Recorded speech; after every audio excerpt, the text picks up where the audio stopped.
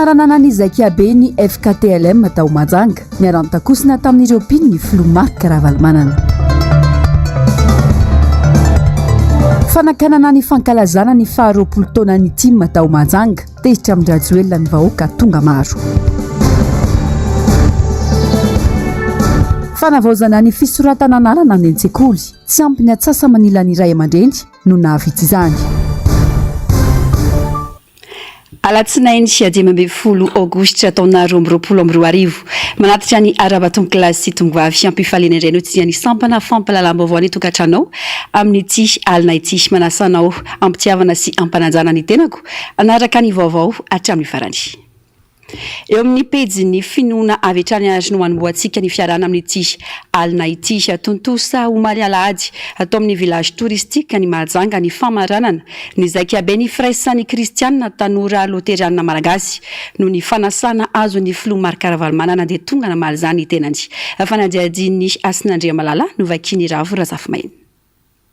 Tamin'ny fanetretena tanteraka no nanatrehan'ny Flomark Ravalomanana ny famaranana ny Zakiabe ny FKTLM faraiky amby roapolo satria nisafidy ny ara-nipetraka sy ny takosina tamin'ireo mpino ny tenany tsy nasakana azy ny masoandro sy ny hafanambe efa ho 30 degré C mahery fa dia niombo-posy ny aranteran'Andriamanitra ity filoham-pirenena teo aloha ity. Taorin'izay niangavin'ny Flomark Ravalomanana nipetraka eny aloha ireo tompon'andraikitra ary tsy nihafafa ny tenany fa nitakosina tamin'ireo eny fa na dia andray fanasan'ny tompo azy. Tsy tana nefa ireo mpino raha nahita ny Flomark Ravalomanana fa ndroatra nakasary niaraka taminy sy nangetahita hita mivantana azy.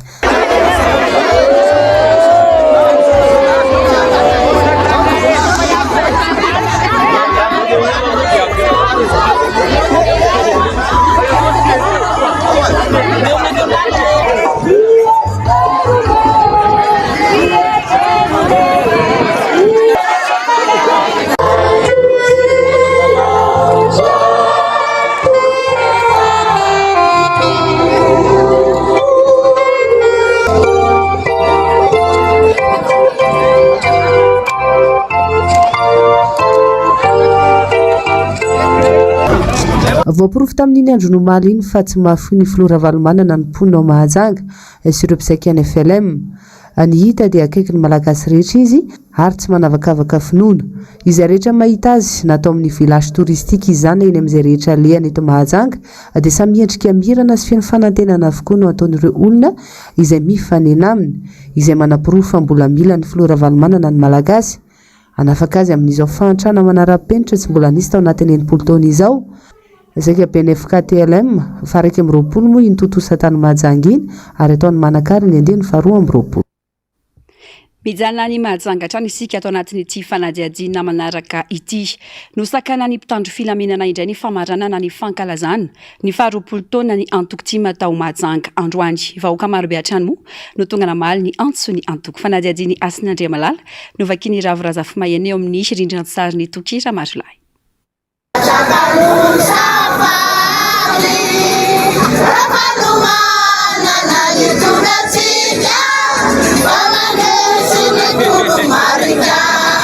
Tsy fala amin'ny rajoelona ireo vahoaka tonga maro namaly ny antso ny antoko Madagasikara izy ankalaza ny faharoapolo taona ny antoko tao Mahajanga.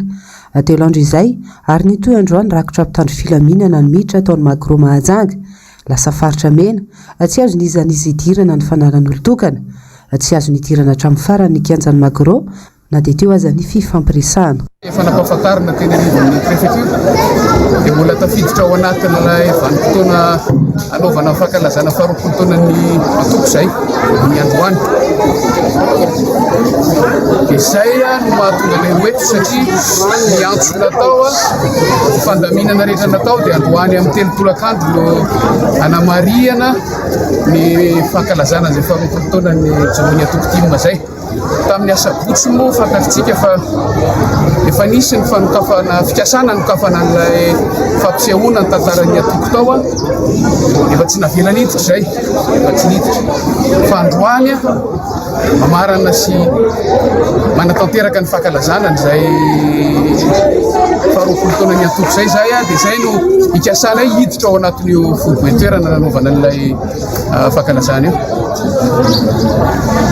Tena ampilaminana no ahatongavanay dia hifanatrika amin'ny mpiara-mikambana amin'ny antoko a mifampiaraba aloha zay faharoapolo taona zay zay ihany toy ny nataonay tany Antananarivo. Efa nahazo lalana ve nareo aloha? Amin'ny mahafankalazana tao anaty trano niraisinay ho adidy nampafantatra ny tompona ndraikitra so tena mpanjakana eto atapy-tanàna Mahajanga. Efa mahafantatra izy ary araky ny voalaza tsy mamory vahoaka ety an-dalambe zay fa ao anatin'ny efitrano trano manatanterahana iny fivoriana. Taratsara nareo amin'ny se référé foana amin'ny préfet, izy ny tompona ndraikitra voalohany. Dia iangaviana nareo irafa fa lasa isy fifandonana. Tsy misy mieritreritra ny fandona mihitsy fa fandaminana sy fametrahana ny drafitra ny fankalazana ny nataonay. Aza matahotra nareo tsy mieritreritra ny fandona zay ary tsy manana hery fandona aminareo zay na ny zavatra hita masonareo azy ny fitaovana ety amintsika zay tsy misy ninina mihitsy. Fa fanatanterahana fandaharam-potoana nokasainay atao amin'ny mahatoko politika mitsangana ara-dalàna anay amin'ny mahafikambanana mitsangana ara-dalàna anay amin'ny mahatopona ndraikitra anay eo anivon'izany antoko politika zany zay no atongavanay eto. Atezerana nasion'ireo vahoaka maro tonga namaly ny antso. Mpitondra fanjakana majere zay madinika ty zay andeha amin'ny magrotsy anakorotana tsy anao ninina fa zay no anniversaire ny dada anniversaire ny tokonay tim be da be zay tonga eto zay tsy zanaka kala hafa fa zay zanaka ny tim tonga eto amin'ny magro tonga zay no anniversaire anay police gendarme manakana anay nefa ny mpitondra fanjakana tsy mijery anay aty zay atoko tim aloha de malahelo zay zay tindrindrina zay atao zay zavatra ty ataonay nefa zay tsy anao ninina fa andehanao fetinay zay. Dada nitondra teo anao tsy lany dada natao tsy lany nefa dada lany nefa ny amin'izao fotoana tsy hitanay dada tamin'ny depuis izy nitondra zay zao ndeha tady any dada zay zao io izy tamin'ny tsy lany nampalahelo anay fa izy zao ny laninay malahelo fonay mila zay mila jery any dadanay. Eo amin'ny telopolo fotsiny zay misouhaité anniversaire mana fety dia vita te moty. Tsy fety ny anarany zany e. Hoa moty fa telopolo fiaritra. Alao ihany fa zay anao anniversaire eto. Dia ino no mahafinaritra veta? Mba miaraka eto tsika.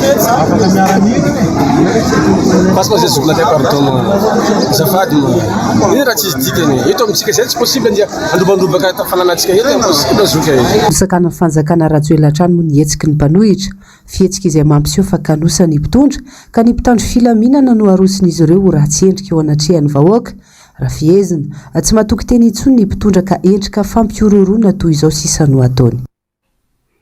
Mifampitohy amin'izay ihany sy ny farana teo an'Arabe ny famaranana ny fankalazana ny faharoapolo taona ny antoko tim saika atao tao Mahajanga andro antolakandro tsy navelana natanteraka izany atao amin'ny magromantsy ny antoko satria tena hodidiny mpitandro ny filaminana ny toerana nanambara ny mpitarika fa itoy ny fanamariana manerana nosy misokatra foana ihany koa ny ao amin'ny magro izay misy ny fampiratina manomboka arampitso nanasa ny vahoaka ho tonga hitsidika ny fampiratina ao amin'ny magro noho izany moa ny mpitarika ihany tim fanampanazavana. Isy tao anatin'ny 3 andro farany teto Mahajanga. 3 andro zay niomanantsika ankalazantsika ny faharoapolo taonan'ny antoko tiako Madagasikara. Fankalazana ohatran'ny fankalazana rehetra io ary tsy vao zao tsika nanao azy fa efa nanomboka tany Antananarivo tao anatin'ny filaminana sy ny fifaliana tanteraka. Hitantsika nefa ny zava-misy aty Mahajanga fa mbola iaran'ilay atao hoe terrorisme détatrany isika na ilay fampiororona ataon'ny fanjakana. Fampiororona miainga avy amin'ny tsy fanajanany zo apetraky ny lalam-panorenana sy ny lalàna zay milaza fahafahana sy fahalalàna eo amin'ny fiainana amin'ny ankapobeny ankoatra ny mahatoko politika atsika zay manana adidy anome aina ny fiainana ara-politika eto amin'ny firenena. Ny fikasantsika androany hamarana tamin'ny fomba ofisialy sy tao anatin'ny filaminana sy ny fifaliana ny fankalazana ny faharoapolo taona teto Mahajanga. Tsy navelana natanteraka an'izany tao amin'ny trano foibe toerantsika sika fa dia faranantsika eto ny izany fankalazana izany na izany na tsy izany azy. Fantatray fa liana ny vahoaka, liny ianareo hijery ny fampiratina natao tao. Misokatra foana ny ao manomboka rapitso. Tsy mino sika hoe hijanona eo foana ny mpampiororo. Firatina miandry atsika ao misokatra io lalana io narovinana oelana oaingana atsika io tranoa atsika niasa ao misokatra io ary miandry atsika ao tompona andraikitra anazavana ny zava-misy ny androantsika tsy navelaniditra nanomboka tamin'ny asabotsy fa tsisy fatatsika tsara raha tsy azo sakanana ny fiainan'ny vahoaka mandavataona.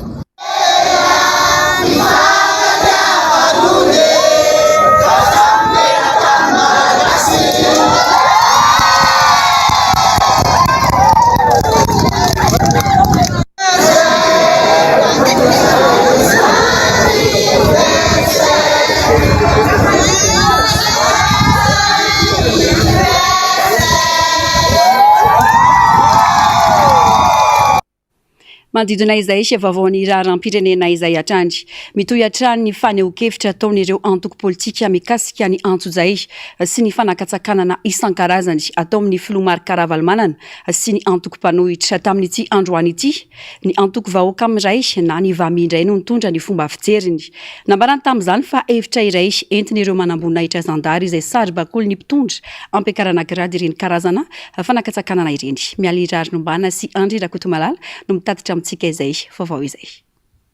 Raha natao hiaro ny vahoaka sy ny fananana no nametrahana ny mpitandro filaminana ao anatin'ny firenena iray. Tsy mba tahaka izany eto Madagasikara, indrindra fa tamin'ity fitondrana ity. Lasa fitaovana sy fampiororoana sy anampianambavy izy ireo eto amintsika.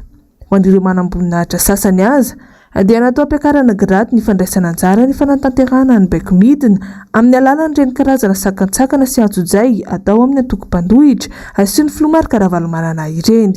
Mahazendana ihany koa ny zava-misy eto amintsika araka ny nambarany teo anivon'ny antoko vahoaka amin'iray satria antso an-tariby sy mesy tokana dia efa afaka andravan'ny tompam-pahefana zavatra maro eto amin'ny firenena izay iverin'izy ireo fa manelinkelina azy. Olona lazaina fa vitsikely, lazaina fa 6%, lazaina fa imbécile, lazaina fa zao nefa reny ny gendarme hitanao ao ary ao aloha dia tsorony ny resaka fa gendarme daholo ireo vitsika raha misy polisy angamane telo amanefatra le grade ireo officier reny fa sizan'izay le paka grade daholo ny firy zao nahazo grade na général ny gendarme nga hitantsony zala ny andrendray tany Antsiranana tsy mahazo tsy misy autorisation mandehandre ny any Majunga tsy misy autorisation fa zao gendarme daholo ihany no misakana an'ireo tsy afaka miala amin'io ny gendarme na inona taony satria ny gendarme égal sy inégal taloha patatra na hoe baika avaiza fa na izy ihany koa ity mpanao politika ity raha nilaza fa tsy antenena isa eto Madagasikara izany hoe fahalalan'ny fanehoan-kevitra sy ny demokrasia izany raha mbola hoe fitondrano io no eto tsy vitany mandika lalàna izy ireo fa manao izay tiany atao sy izay dan'ny gibony ihany koa. Liberté d'expression zany zareo no mahazo miteny fa ianao tsy mahazo miteny zareo nga maka autorisation izy amin'ireny le famorim-bahoaka sy ny balle be sy ny tsy misy kasobosy tsisy ny inona ny tsy respecté ny 1 mètre ny elanelana ianao ka mihevitra fa ara-dalàna zavatra ataony ireny fa nefa ny ataony fa ianao rarana ianao amintsika ve izany rehetra ny atao hoe misy ny démocratie misy ny liberté d'expression asa rehefa dia aleo tsy raha tsika mahita eo ny amin'ny fifidianana Anisan'ny naoraka tamin'ny farany herinandro lasa teo ny mikasika ny fifampidinihana izay fanao isan-taona amin'ny firenena malagasy ny vondrona Europeanina. Nisongadina tao anatin'ny loha hevitra nodinihana tamin'izany resaka fifanarahana eo amin'ny lafiny jona na ny accord de pêche faty antoka foana nefa treto no azon'ny Madagasikara. Fanadiadiny miala irary nombana sy Andry Rakotomalala Trandry. Raha tsy nisy ny marimaritra iraisana teo amin'ny Madagasikara sy ny vondrona Europeanina tamin'ny taondasa, anisan'ny nampiavaka ny fifanarahana teo amin'ny lafiny jona tamin'ity taona ity, ny fisian'ny fifanaovan-tsolihy teo amin'ny Japoney sy ny fanjakana malagasy. Fifanarahana izay milaza fa afaka manjony sy makaton eto amintsika mandritra ny 2 taona ny orinasa Japoney. Misy vola miditra ao amin'ny kitapom-bola mpanjakana ao anatin'ny fifanarahana io saingy tsy fantatra mazava izany hatreto, ary vitsy amin'ireo malagasy no mahalala ny fisian'io fifanarahana io. Tsy misy raha toy ny fampahafantarana mazava ataon'ny ministeran'ny jona mikasika izany. Tompony mangatakaty ny hatrany vahoaka malagasy ary lasa manjifa lafiny hazan-dranomasina taon noho ny tsy fisian'ny pakiady mazava petraky ny fitondram-panjakana mikasika io fifanarahana eo amin'ny lafiny jona io. Atreto aloha ny fiaraha-miasantsika tamin'ny vondrona Europeana raha hatramin'izay raha io fifanarahana tamin'ny lafiny jona io no jerena dia faty-antoka foana no azontsika hatramin'izao aloha. Eto zao ny fitondram-panjakana moa zany tsy mamoaka ny tena fifanarahana mazava tsara ifanaovana amin'ireo le lazainy fa hoe partenaire reo raha ataony ny kajikajy raha ohatra mipetrapetraka mazava tsara ny fifanarahana fitondram-panjakana malagasy amin'ny vonona Europeana amin'ny alalan'io accord de paix io dia misy vola tokony hiditra amin'ny fitondram-panjakana amin'ny fanjakana malagasy miodidina amin'ny 800 millions d'euros hatramin'ny 1 milliard d'euros isa-taona. Nefa izany vola izany very fotsiny satria tsy tena mametraka paikady mazava tsara ilay mpitondram-panjakana amin'ny alalan'ny ministeran'ny jono mba ahafahana ilay firenena Madagasikara io zany mahazo tombotsoa amin'ilay fifanarahana io. Maimbola fotsiny ilay mpitondram-panjakana fa tsy handinika lalina amin'ny fifanarahana amin'ny lafiny jono io. Rehefa natao ihany koa ny kajikajy izay miainga amin'ny teknisianina malagasy vao ministeran'ny jono dia miodidina 200 ariary eo ny kilao angalan'ireo firenena amin'ny vonona European'ireo ny temps atsika malagasy. Firy amintsika zao no mahafantatra an'izany hoe temps zany aloha firy amintsika no afaka mba mihinana na misitraka an'izany ma anosy atsika ka ozy izy zay hoe tokony ho avozina io lay fifanarahantsika amin'ny vonona Europeana amin'ny lafiny jona io fa mamono ny firenena io. Sehatra iray lehibe afaka nakainana ny toe-karem-pirenena sy hitondra fampandrosoana ho an'i Madagasikara ny fisian'io fifanarahana amin'ny mpiara-miasa eo amin'ny fifanarahana eo amin'ny lafin'ny jona io. Dingana roa no tokony rosoan'ny fanjakana ahafahana manatanteraka izany araka ny nambarany ity mpanao politika ity hatrany. Misy lafin-javatra anankiroa zany tokony hazava ao anatin'io. Ny voalohany aloha dia ny hoe izay sambo miasa aty amin'ny faritra ranomasin'i Madagasikara na firenena iza na firenena izy le izy dia voalohany aloha tokony mba mametraka fifanarahana mazava tsara ny mpitondram-panjakana amin'ny alalan'ny ministeran'ny jono hoe tsy maintsy tokony hisy tatsambo malagasy aloha miasa amin'ireny sambo ireny satria sahirana ny tatsambo malagasy amin'ny fitadiavana asa. Ny faharoa tsy tokony ho azontsika ekena intsony ilay io le hoe alefa bruita fotsiny io ilay hazan-dranomasitsika fa mba tokony transformena eto ireny mba hiteraka n'ilay hoe valeur ajoute satria akoatra ny hoe mikitombo ny vola miditra amin'ny kitapom-bolam-panjakana dia miteraka asa ihany koa zay. Raha tena famoronana asa ny fotoran'ny mpitondram-panjakana dia azo eritreretina tsara hoe isy orinasa mitsangana mikirakira an'ireny hazan-dranomasina ireny manomboka ny Antsiranana ka hatrany Faradofay. Angoatra izay, nilaza ihany koa ity sekretera jeneraly ny Antokotrika ity fa tokony hisy fanaraha-maso ny lanjan'ny hazan-dranomasina lain'ny orinasa Japone eto amintsika afa tsy tokony takomana ao ambadiky ny fifanarahana fotsiny satria izany no anisan'ny miteraka faty-antoka ho an'i Madagasikara. Lafombaovao afa-tanteraka kosa indray foana indray ny fanompom-pivavahana omaly alahady atao amin'ny fiangonana Jesosy mamonjy ny afara tamin'ny sakoroka ny fotoana izay naharatrana olona sy niteraka fahasimbana fototra-avitrasa mihitsy. Fanadihadiana eo amin'ny sariny Taiziniana. Tsy mety miravina ny olona ny eo anivon'ny fiangonana Jesosy mamonjy. Raikitra indray ny sakoroka tao am-piangonana ka rava sy foana ny fanompom-pivavahana omaly alahady. Efa nanomboka ny sabotsy teo mandritra ny alimbavaka no efa nisy ny korontana. Maro tamin'ireo mpino no tsy tafiditra intsony rehefa nikasana nanao alimbavaka tamin'ny fotoana io ka nijanona teny an-tokotany izany hoe ny sasany tao anatiny ary ny sasany taty ivelany. Vao maraina ny alahady dia efa niatrana teny an-toerana ny mpitandro filaminana. Maro be ihany koa ireo mpivavaka teo ivelany nikasa hiditry ny ao tao am-piangonana saingy no sakanan'izy ireo ary ny lanja sora-baventy mihitsy milaza fa tsy tokony ho ambijirina amin'ny fivavahana ny resaka politika. Ny toy ny fifanazavana sy ny fangatana hiditra ny fiangonana, ireo mpino sasany efa tahotra ny sabotsy alina. Tokony ho tamin'ny 10 ramaraina tany ho andy navela hiditra ao am-piangonana izy ireo saingy mandalo fisavana teo am-pidirana.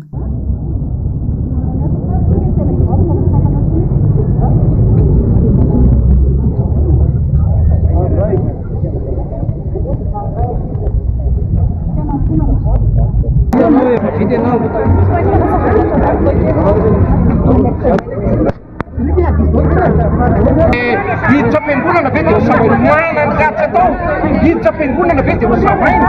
Tsy manana menaka.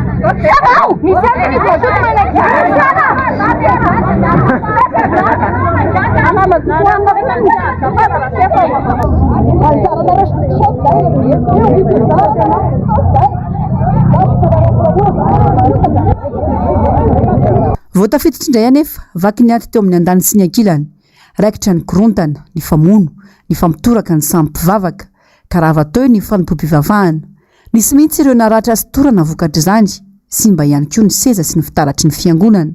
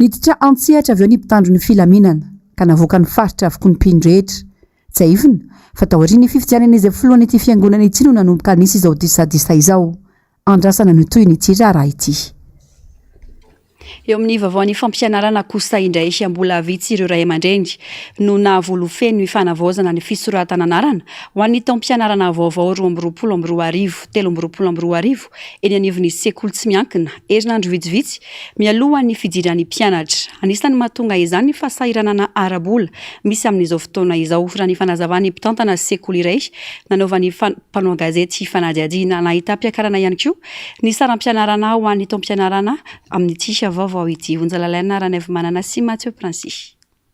Misy fiatraika betsaka amin'ny fandoavana ny saram-pisoratana anaran'ny mpianatra amin'izao herinandro vitsivitsy hatongavany fidirana amin'ny taom-pianarana vaovao izao ny fahasahiranana iainan'ny ankamaroan'ny ray aman-dreny ankehitriny. Hatreto mbola vitsy ireo ray aman-dreny no efa navoalofeno izay saram-pisoratana anarana ho an'ny taom-pianarana vaovao izay. Antony maro no mahatonga izany hoy ny mpitantana sekoly tsy miankina iray nanaovana fanadihadiana androany. Anisan'izany ny fahasahiranana arabola hatrehan'ny ray aman-dreny. Ho an'ity sekoly ity hatrany dia 25,000 isanjaton'ny mpianatra ihany no efa navita ny fanavaozana amin'ny fisoratana anarana na dia efa akaiky aza amin'ny fehim-potoana farany napetraky ny sekoly fa tokony anefana izany. Raha ny lamina napetraky ny mpitantana ny sekoly dia 19 Jolay ka hatramin'ny 20 Aogositra ho avy izao no tokony anefana io saram-pisoratana anarana io. Mbola vitsy aloha hatreto no navita izany. Nefa isanjaton'ireo mpianatra aza mbola tsy naka ny tahiry noty na ny bulletin de note tamin'ny taom-pianarana lasa noho ny tsy fanefan'ny ray aman-dreny ny saram-pianarana teo aloha. Nahita mpiakarana 2,000 ariary ihany koa ny saram-pianarana ho an'ny taom-pianarana vaovao 2,2,4 3,2,4 ho an'ity sekoly iray tsy miankina ity. Manodidina ny 15,000 isanjaton'ny mpianatra anay teo aloha no mbola manao ny inscription réinscription ary ny inscription moa zany dia mbola zara fa misy be da be moa ny antony mahatonga an'izany raha mijery todika kely tamin'ny heritaona atsika amintsika amin'ny teny izao dia mbola betsaka any amin'ny 40% ny mpianatra mbola tsy naka ny bulletin. Ny antony io tsy hoe tsy nalaina fotsiny fa noho tsy fanloavana ny saram-pianarana farany zany tamin'ny heritaona manodidina ny 1,000 ny mpianatra anay amintsika amin'ny teny izao zany raha misy ny atao hoe 200 efa be da be zany hoe tena tsy mbola ao anatin'ny tanteraka zany ray aman-dreny aloha hatreto aloha zany amin'ny fandoavana ny réinscription sy ny inscription. nanahirana nanangona vola nandoavana sara-pisoratana anarana hoy indray aman-dreny nanaovana fanadihadiana tsy voavidy indray mandeha intsony amin'izao ny fitaovan'ny mpianatra fa tsy maintsy vidiana tsikelikely no fahasahiranana arabola enjakenjana ihany aloha ilay izy satria fiainana ny vidim-piainana miakatra raha ataoko fotsiny zao ohatra hoe tablet tablet zao taloha ray alina zao efa lasa 4 sy ray alina ny tablet any zareo amin'izao dia ohatr'izay fotsiny teniteny izao taloha 4 sy ray zao lasa 4 sy ray alina dia efa tena elanela amin'ny be mihitsy zany tamin'ny heritaona sy tamin'ity. Dia amin'ny resaka fitaovam-pianarana indray efa nahazo mbola tsy nahazo inona ilay antony hoe mba ahatonga ilay izany mbola tsy vidiana ka mbola manangonangona vola izy koa zany tsy afaka tonga dia atao ray mitambatra fa tsy maintsy vidividiana tsikelikely ie dia andro azy ao vao nandeha droit dia izay vao nakalisitra ny fitaovana dia vao hoe andeha hijery fitaovana izay azo aloha mandra-pihiditra. Ny 50% amin'ireo 200 navita amin'ny fanavaozana fisoratana anarana no tsy nahavoaloha feno ny vola tokony aloha napetraky ny sekoly. Tsy maintsy miroso amin'ny fifampirarahana araka izany ny sekoly sy ny ray aman-dreny amin'ny fotoana andoavana feno ny vola rehetra.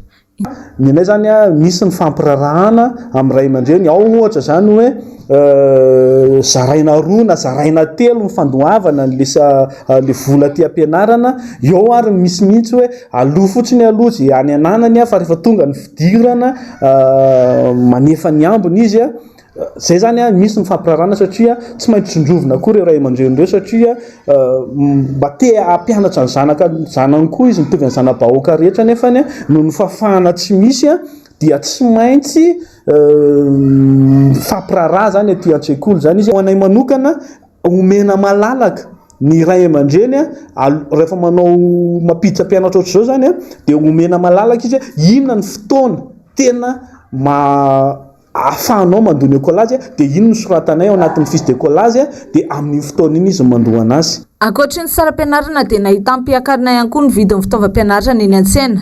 Manano sarotra ho an'ny ankamaroan'ny ray aman-dreny ny mitady ny vola rehetra ilaina amin'ny fampidirana mpianatra noho ny fahasahiranana mianjady amin'izao fotoana izao.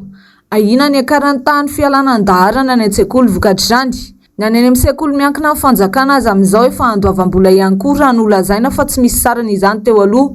Raha ny tety andro navoaka ny ministera mpiady ny 5 septambra ho avy izao ny fidirana ho an'ny taom-pianarana vaovao 2024 2024.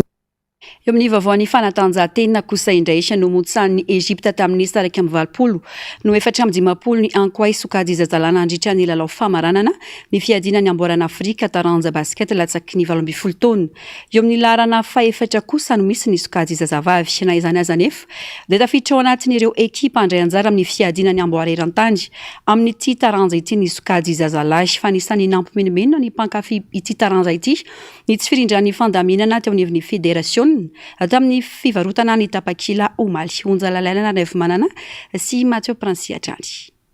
Laharana faharoa misy ny ankoay Madagasikara sokajy lehilahy raha toka laharana faha-4 ny sokajy zazavavy nandritra ny lalao fiadina ny amboaran'ny Afrika taranja basket latsaky ny 12 taona na ny Afro Basket U18 natao teto amintsika. Raha tsy ahivina dia resin'ny Egypta tamin'ny 20 noho ny 450 ny ankoay lehilahy nandritra ny lalao famaranana natao Omaly. Na dia teo azy io fahareseny io dia tafiditra ao anatin'ireo firenena andray anjara amin'ny fiadina ny amboara eran-tany ao amin'ity taranja ity izay ho tanterana amin'ny taona 2024 ny sokajy zazalahy. Voafidy ho isan'ireo mpilalao mendrika sy nampidy baolina be indrindra nandritra ny fifanitsanana ilay mpilalao malagasy Matisy Mady. Tafiditra ao anatin'ireo mpilalao 10 mendrika indrindra teo amin'ny sokajy zazavavy ihany koa i Marion Fitira Solofsan. Raha tsy ahivina dia resin'ny Egypta tamin'ny 27 noho ny 19 teo amin'ny lalao manasadalana ary nomontsany Angola teo amin'ny lalao fiadina ny laharana fahatelo ny ekipa malagasy sokajy vehivavy. Nandritra ity lalao fiadina ny amboaran'ny Afrika taranja basket ity izay nitanterana ny 4 ka hatramin'ny 14 aogositra lasa teo teto Madagasikara. Mbola maro ny ezaka mila atao na dia efa azo lazaina fa tsara izany vokatra azon'ny ekipa malagasy. Fa anisan'ny nampitaraina ny ankamaroan'ireo mpitia basket nandritra ity fifaninana ity ny tsy firindran'ny fandaminana nisy teo anivon'ny federasiona indrindra ny teo amin'ny fivarotana Tapakila. Maro tamin'ireo olona nilahatra vao maraina teny Mamasina nonany eo ny antezera ny tanina tambazotra tserasera noho izay tsy firindran'ny fandaminana izay. Vao maraina dia efa lany tanteraka ny Tapakila afana mijery ny lalao famaranana Omaly Alahady. Ary maro tamin'ireo olona nilahatra teny an-toerana noho ny verim-potsiny fa tsy nahazo. Mijany eo amin'izay vaovaon'ny fanatanjahantena izay hatrany sy mbola marary ny tontolo ny fanatanjahantena eto Madagasikara. Misy ny mizana tsindrinila amin'ny fandraisana fanapakevitra na fanohanana anka mampisy fiantraikany betsaka eo amin'ireo mpikatroka. Fanadihadiana eo amin'ny sary sy rindran-tsary ny Tahirziniana. Antoka lehibe mampandroso ny firenena ny tontolo ny fanatanjahantena. Maro ireo tanora manampahaizana mampalalana ka miditra eo amin'ity tontolo ity. Misy mihitsy azy ireo manao izany ho antom-pivelomana. Ankoatra ny lafiny ara-pahasalamana, tombotsoa maro no azo amin'ny fanaovana fanatanjahantena. Ho antsika eto Madagasikara mbola tena marary ity sehatra ity. Maro amin'ireo taranjam-panatanjahantena maro no misedra olana goavana, na izany amin'ny lafiny arakolona na ara-pitaovana. Tolasidirana politika mihitsy azy izany ho ny olom-pirenena. Manjaka ihany koa ny fanavakavahana, indrindra amin'ny fanohanana ireo sampikatroka, ka ireo izay hita fa misongadina ihany ny tohanana sy omena vahana. Raha tena ny ampandroso ity sehatra ity, dia ny fanohanana ny mila mafisina. Olona teknisiana mahafeny asa ihany koa no tokony tantana ireo federasiona samihafa. Samy omena daholo zany, ohatra hoe rehefa fanatanjahantena dia samy hoe tsy atao hoe mizana amin'ny tongilana fa tokony hoe omena atao ampitovizana zany fa tsy hoe atsy mahazoazo kely ohatra hoe mety aloha dia amena indray dia ny atsy indray ohatra izay dia amena indray fa tokony hoe ampitovizana. Ohatra hoe tsika zao amin'ny pétanque zao tsika fanatanjahantena koa pétanque mantsy. Dia pétanque zao tsika manana olona mahay. Ary nisy fotoantsika efa tompon-daka izao tontolo izao mihitsy dia tsy mitovy amin'ny fanohanana an'ilay baolina kitra zao izay zavatra izay. Ohatra hoe tsy mitovy amin'ny fanohanana amin'ny barea dia tiako tenenina tonga dia tsika tsy mitovy ilay fitantanany, tokony atao mitovy. Tsy mitovy ilay fanohanana mantsy, tokony atao mitovy. Dia lasa tsy mitovy izany ilay motivation an'ilay mpanao, ohatra hoe mpanao basket sy ny mpanao foot. Tokony atao mitovy izany ilay fanohanana. Mbola tsy ampy mihitsy ireo terrain hoe afaka ilalaovan'ny tanora, any ny tanora lasa mandeha amin'ny fifohandongony sy ny tariny sy ny zavatra sy ohatroatra izany. Sy zavatra ohatroatra izany nefa au lieu dia hoe tokony hanangana terrain be da be mifanjakana dia lasa varina amin'izay daholo ny ankizy. Dia amiko ny sport zany misy karazana sport mandroso fa tsy ny rehetrarehetra kosa nefa tena lasa ny foot zao reny sendra tafiakatra tsika dia lasa ny foot ny tena natosika be dia ilay sasany tsy natosika. Raha mijery ny firenena hafa ny tsika dia ny sport ny asinisan'ny tena hoe mampandroso ny hoe firenena sasasasany hoe ny ankabetsahan'ny firenena.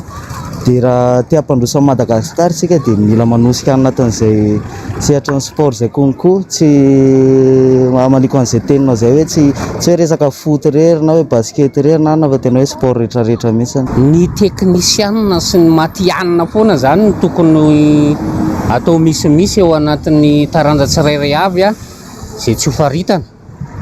Fa ny ankizy tenko teo aloha ny ankizy betsaka manao an'io tia an'io. Izy nefa tsy mipetraka fitiavana fotsiny fa mila tantanina. Fa ilay izy amin'izao matola izy lasa misy mizana mitsindrila dia misy resaka tafiditra politika ihany ao anatiny indraindray. Lasa ohatrany hoe sehatra politika no lasa milomano be loatra ao anatin'ny sport fanatanjahantena malagasy. Manimba zany amin'ny resaka fanatanjahantena malagasy satria sport ho an'ny rehetra fa tsy ho an'ny politika, tsy ho an'ny atoko. Tsy afa-misaraka amin'ny tontolon'ny fanatanjahantena ny fitaovana mety miasa sy ny mahatanteraka ireo karazana fifananana samihafa na hitan-toerana na nivelany. Raha ny tanefa, maro amin'ireo taranja na trano ikotranana sy anaovana fanazarantena aza mbola hifampitiatiavana. Tsy ampina tsy misy mihitsy ihany koa ny tohana ho an'ireo taranja sasany, any ka mianto tena sy miditra mihitsy vao afaka hanao fifananana kanefa hiaro ny vonaim-pirenena. Maro ireo fampanantenana nataon'ity fitondrana ity, indrindra betsaka ny tsy mbola tanteraka. Vao maly indray no nilaza ny hanamboatra kianja izy ireo, ny eo tsy vita, ny eo asesika ihany ny fitenenana. Ny any fotony mihitsy no mila jerena ho hiatrany olom-pirenena satria eny ny ingany ny kintana ny aoriana. Anakatonana ny fampalalam-baovao ny maresaka iraisam-pirenena. Manatanteraka fitokonana ny mponina ny Royaume-Uni noho ny fiakaran'ny vidim-piainana. Betsaka ihany koa ny mpanjifa no tsy manaiky handony ny faktura-njiro sy rano itsony. Ravirazafy mahenana nanao ny fanadihadiana eo amin'ny sarin'ny Toki Ramarola. Mazvana ao Royaume-Uni ny fikomiana ataon'ny vahoaka manoloana ny fiakaran'ny vidim-piainana tsy voafehin'ny mpitondra fanjakana. Apetsaka ny mpanjifa no nilaza fa tsy handony faktura na herinaratra raha tsy misy ny fandraisana ndraiky sy ny mpitondra. Vitan-jiro sy rano izay mitangana ihany koa. Mandinina 270 ny faktura ho anatokantrano iray. mandritra ny vanim-potoana antsoina hoe automne. 300 isanjato ny fiakarana raha oharina tamin'ny taondasy hatoy izao ary mety afiakatra hatramin'ny 9,000 € hatramin'ny volana janoary. Manodidina ny 7,000 ireo olona nilaza fa tsy andohy ny faktiora. Araka ny tombatomban'ireo mpaitoekarena, ity ny fiakarana vidim-piainana mafy indrindra atao Royaume-Uni. Tsy nisihatry ny angoviana nefa no hitarainan'ny olona ny fitaterana, ny fandaminana eny anivon'ireo biraom-panjakana sy ny maro hafa dia samy miteraka fikomiana avokoa. Mitombo isan-kerinandro ny olona mitokana noho izany. Hatreto anefa tsy mbola hita izay fandraisana andraikitra avy amin'ny mpitondra ao Royaume-Uni. Tapitry fampalalam-baovao tomboky lasy tongova fifandarana ahona marina vetrandry no rainao haorian'izao fampalalam-baovao izao orin'izay kosa ny Global News. Azadinoina fa isaky ny alatsinainy tahaka izao no anarainao ny fandarana dinika ka ovahiny fandarana amin'ity anio ity ny Flot National ny Vamy Andriamatoa Alphonse Rakotondraibe Le Valais izay ndray kosa no ronan-tsary indray miseho atolotry ny fahitalavitry ny NBS aminao amin'ity alina ity ny sampana fampalalam-baovao tomboky lasy tongova mametraka ny veloma mandrapitafa ho amin'ny pitindray veloma toboko.